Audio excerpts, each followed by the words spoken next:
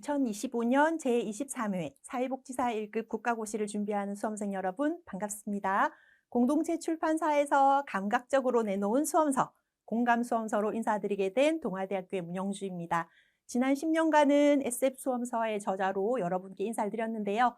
수험생들이 공부에 더 빠르게 감을 잡을 수 있도록 올해는 공감수험서로 인사를 드립니다.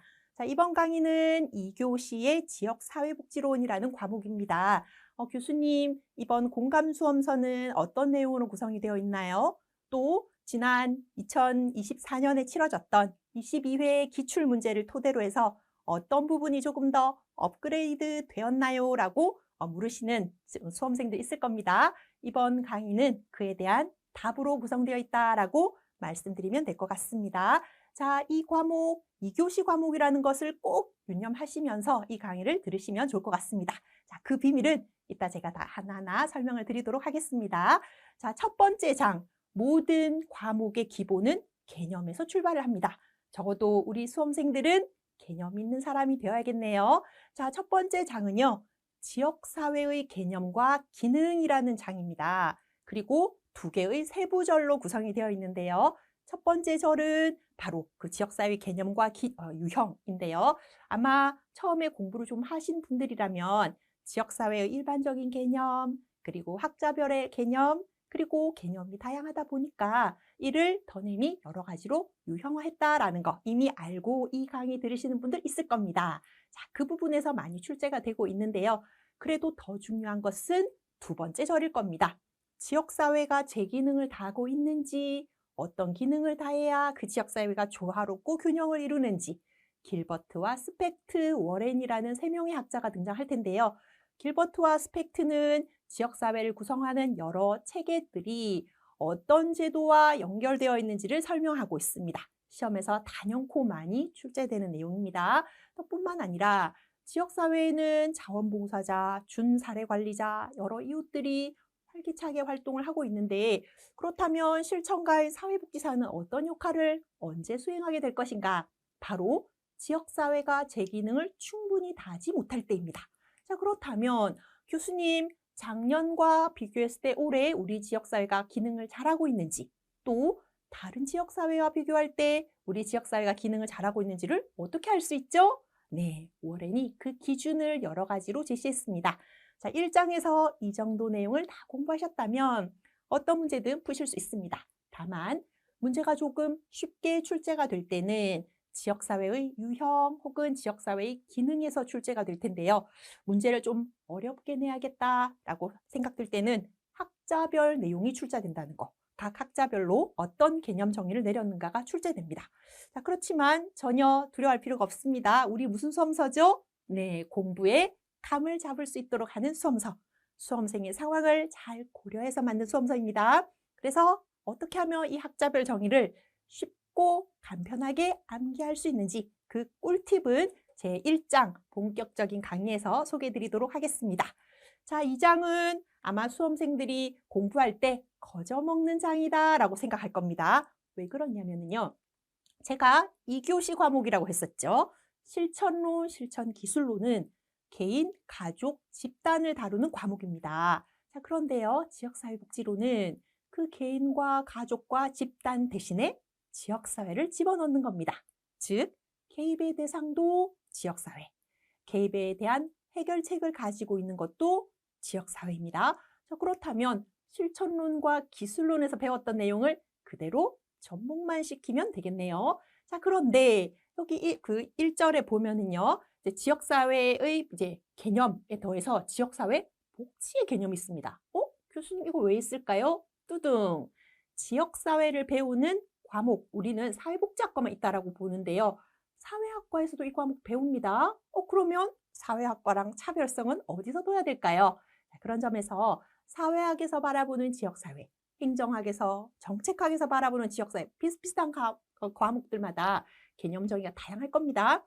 그런 점에서 우리는 지역사회 복지를 하는 사람들입니다. 그래서 비슷비슷한 유사한 개념들과 구분 짓는 거 중요하겠네요. 예를 들면 지역사회 교육, 지역사회 행동, 지역사회 개발, 지역사회 복지 이렇게 구분해서 공부해 두시면 좋을 것 같습니다. 자, 두 번째 절은요. 지역사회 수준에서의 실천이다라는 절입니다. 자, 그렇다면 실천은 떠올려 볼까요? 실천의 목적, 실천의 이념, 실천의 가치, 실천의 특성, 실천의 원칙. 자, 그렇다면 그 실천이라는 단어 바로 앞에 지역사회만 넣으면 뚜둥! 절로 풀리게 되겠네요. 자, 개의통 수비자비, 개의통 수자비비. 좌연숙 교수님께서 너무 강조해 주셨죠. 자, 그 내용을 지역사회복지론에 적용을 하면 이 장도 거저먹는 장입니다. 자, 그렇지만 이렇게 거저먹는 장만 존재하는 것은 아닙니다. 우리 수험생들이 공부하다 보면 슬럼프가 어디서 오나요? 바로 3장, 역사에서 옵니다. 자, 과거를 잊은 사람들에게는 미래는 존재하지 않습니다. 우리나라의 지역사회복지가 어떤 역사적 발자취를 거쳐왔는가를 공부해 두는 것은 앞으로 다가오는 미래에 우리가 어떤 부분을 미리 대비할 수 있을지를 배우는 하나의 이정표가 될 것입니다. 자, 모든 과목의 역사의 시작은 COS와 인보관입니다. 그래서 지역사회복지론 3장의 첫 번째 절도 자선조직협회와 인보관을 다루고 있는데요. 뚜둥! 자, 잊을만 하면 나타나는 뚜둥입니다. 교수님, 이거 모든 과목에 다 나오는데 지역사회복지론에서 따로 공부해야 되나요? 아니요, 라고 말씀드리고 싶습니다. 지난 7년 동안은요, 무려 빵 문제, 지역사회복지론에서는 단 한 문제도 출제되지 않았습니다. 그렇지만 그동안 출제되었던 그 10년 전 이전의 출제 동향을 살펴보면 이미 실천론이나 인간행동과 사회환경 시간에 배웠던 그 내용만으로도 풀 수 있는 평이한 문제이기 때문에 두려움을 가질 필요는 없습니다.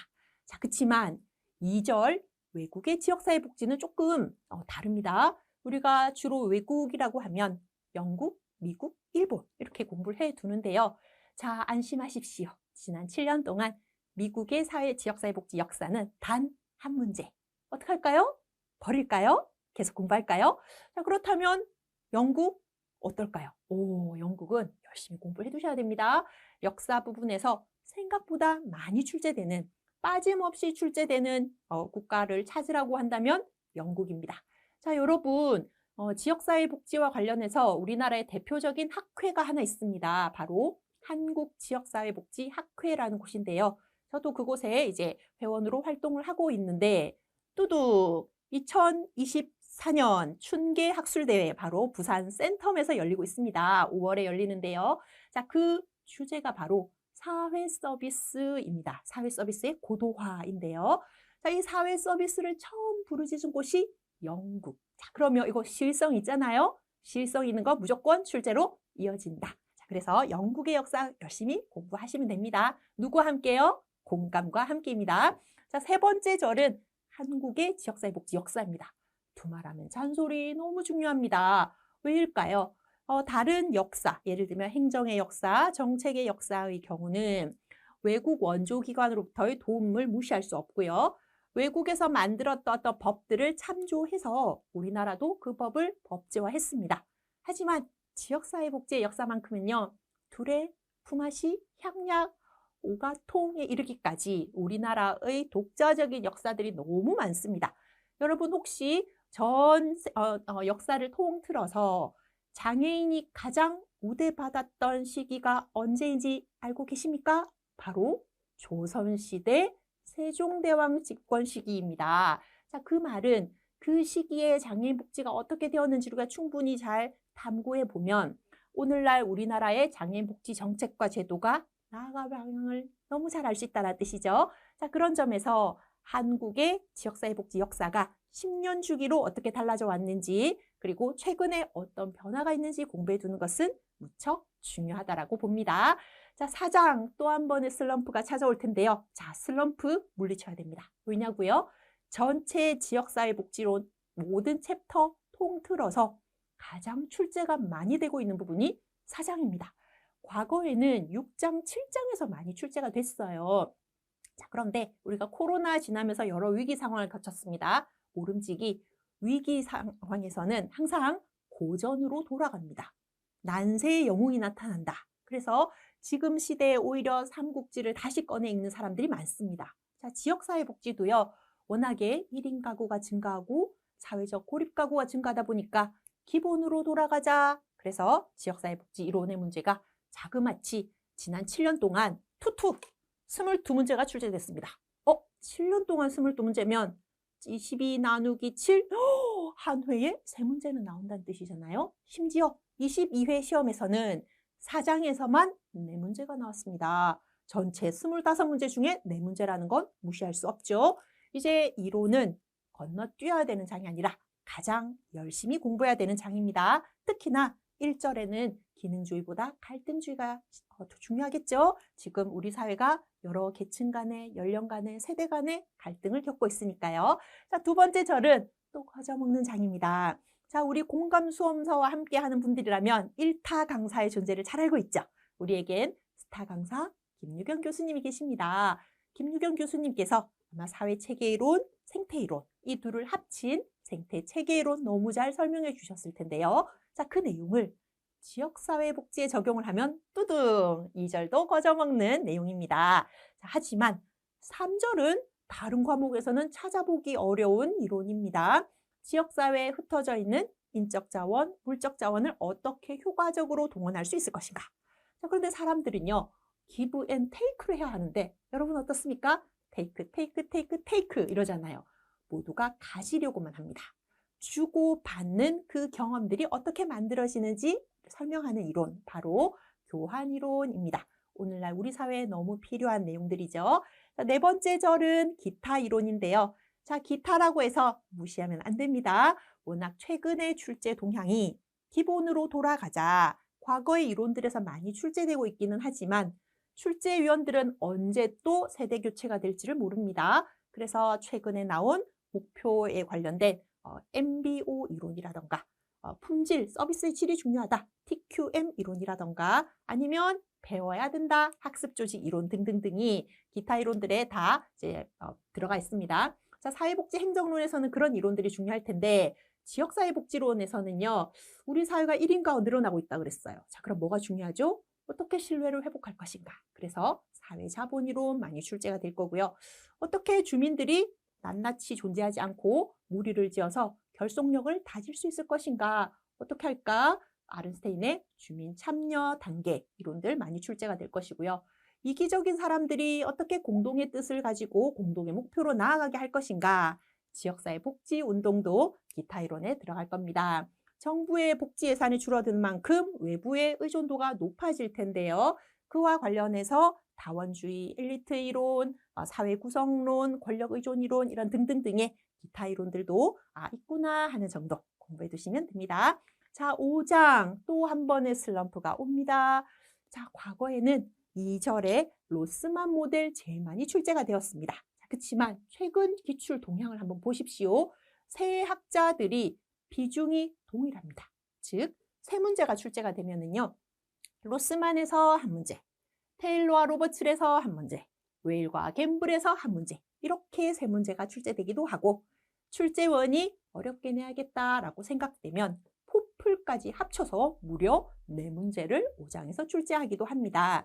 자, 1절은요, 또 특이한 사항이 과거에는 과업 중심, 관계 중심, 혹은 이렇게 그 두 개의 비중을 예문으로 찾는 문제들이 또 출제가 많이 되었었는데 최근에는 출제가 두드러지진 않고 2절 학자별 모델이 가장 많이 출제가 되고 있습니다. 사회행동의 전략과 전술도 과거 10년 전에는 많이 출제가 되었는데요. 최근은 학자별에서 많이 출제되니까 이 부분은 가볍게 공부하고 넘어가셔도 됩니다. 교수님 지금 슬럼프 너무 많이 왔어요. 쉬고 싶어요. 자, 그때 쉬어가는 장, 바로 6장입니다. 자, 이 과목 2교시 과목이라고 했습니다. 사회복지 실천론 그대로 적용해야죠. 자, 실천론 하면 빼놓을 수 없는 부분 뭡니까? 실천의 과정입니다. 어떤 과정을 거쳐서 실천의 목표를 달성하는가 하는 내용인데요. 자, 지역사회복지로도 똑같습니다. 그 실천의 과정을 6장에서 다루고 있는데요. 그럼 교수님 거저먹나요? 그러면 좋죠. 거저먹는데 딱 하나가 다른 부분이 있습니다. 여러분, 개인과 가족의 욕구 사정 어떻게 하셨죠? 가게도 그리고요. 생태도 그리고요. 사회관계만 그리듯 그렸습니다. 자, 그런데 지역사회에는 너무 많은 사람들이 살고 있고 너무 많은 체계가 있습니다. 언제 가게도 그리죠? 어떻게 생태도를 그리나요? 현실적으로 불가능합니다. 그럼 우리는 어떻게 할까요? 자, 김유경 교수님 나와주세요. 바로 자료 수집 방법에서 배웠던 서베이, 초점 집단 기법, 명목 집단 기법, 델파이, 사회지표, 공청회, 포럼. 자, 이런 사정 방법이 필요하죠. 자, 그 내용 6장에 적용해 보겠습니다. 6장은 다른 7개 과목에서 배우는 내용을 적용만 하면 되는구나. 무슨 수준에서? 지역사회 수준에서. 어렵지 않습니다. 그죠? 자, 6장은 실천의 과정, 그리고 그 속에서의 욕구사정 방법, 욕구사정 유형만 공부하면 어렵지 않게 공부하실 수 있을 겁니다. 자, 7장 너무 중요합니다. 자, 제가 지역사회복지로 통틀어서 가장 많이 출제되는 장이 첫 번째 4장이라고 했습니다. 이론에서 투투 22문제 출제된다 그랬었죠.